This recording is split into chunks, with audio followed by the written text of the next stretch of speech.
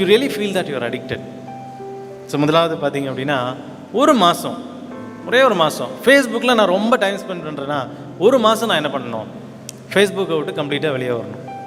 நீங்கள் வெளியே வந்தால் கூட அவன் விடமாட்டான். இல்லை, நீங்கள் டீஆக்டிவேட் பண்ணி பாருங்கள், அது ஒரு மாதத்துக்கு தான் என்ன பண்ணும், அலோவ் பண்ணும். திரும்ப வேணால் நான் இப்போ என்ன பண்ணிக்கலாம், ஜாயின் பண்ணிக்கலாம். ஸோ ஏன்னா அது டிசைன் பண்ணதே எப்படி தான் டிசைன் பண்ணப்பட்டிருக்கு, அப்படி பண்ணப்பட்டிருக்குது. ஸோ நான் விட்டாலும் அது என்ன பண்ணக்கூடாது, விடாது. But you just try for 1 month, ஒரே ஒரு மாதம். எனக்கு வர எல்லா இன்புட்ஸும் எனக்கு தேவையான இன்புட்ஸாக இருக்காது சில நேரம். ஃபார் எக்ஸாம்பிள், என் வாட்ஸ்அப்பில் நான் ஒரு 30 குரூப்பில் இருக்கேன்னு வச்சுக்கோங்களேன்.